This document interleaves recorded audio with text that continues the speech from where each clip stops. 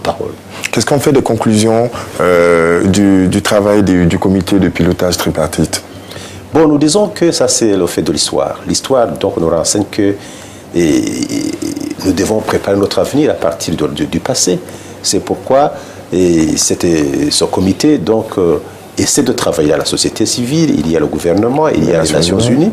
C'est pour voir comment on peut, donc, une fois pour toutes, connaître les grands problèmes que nous avons connus dans le passé et partant, donc, construire une nouvelle, donc, un avenir meilleur.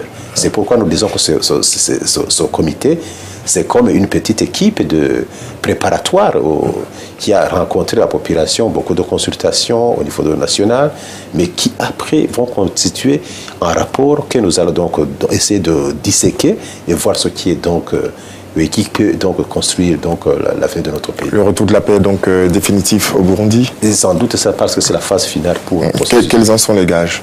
Les gages sont là parce qu'on a déjà les acquis. Les acquis, il y a une armée, on a donc une bonne politique d'ouverture. Au Burundi, on n'avait pas fait d'élections qui permettaient à la survivance des institutions. Aujourd'hui, nous sommes donc en phase de vivre les dividendes de cette paix, de cette démocratie. Je suis élu président de la République pour le 2e mandat. Et alors que dans le temps, il n'y a personne qui est comme le président de la République qui avait survécu pendant 3 mois. Ça, c'est vraiment, ce sont des signes éloquents qui montrent que nous donnons ce que nous avons. On a la paix, on a la stabilité, on a la démocratie, c'est un bon décollage pour le pays. Vous avez un parcours exceptionnel, vous en parliez tout à l'heure, à 8 ans vous avez perdu votre père, quelques années après vous rejoignez la rébellion, vous intégrez les FDD, vous êtes grièvement blessé, vous êtes accusé, condamné à mort pour avoir posé des mines anti-chars dans les rues de Bujumbura faisant plusieurs dizaines de morts, puis amnistié en 2003, vous vous retrouvez président en 2005. Bon, je dis que le passé était donc jonché d'injustice sociale, d'injustice au niveau du fonctionnement de l'État. Nous disons que c'est surtout tous ces parcours montrent que la population burundaise avait trop souffert. Moi, je vous dis par exemple, imaginez-vous, en 72, on a condamné plus de 300 000 personnes à mort.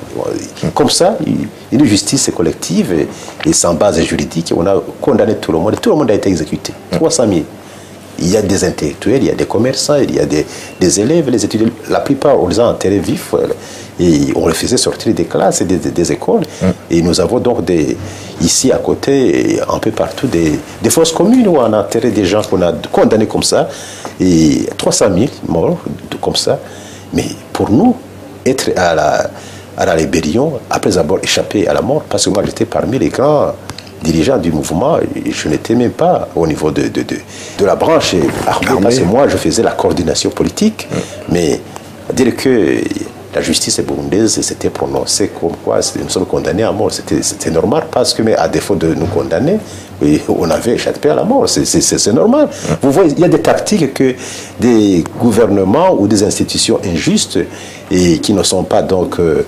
et qui ne travaillent pas dans un contexte tout à fait démocratique, parce que je dis que nous condamner à mort, ça c'est rien du tout pour nous, parce qu'il y a bien d'autres qui ont été condamnés à mort, exécutés. Moi, j'étais en train de combattre, c'est pourquoi même au retour, je n'ai pas été amnistié moi, non.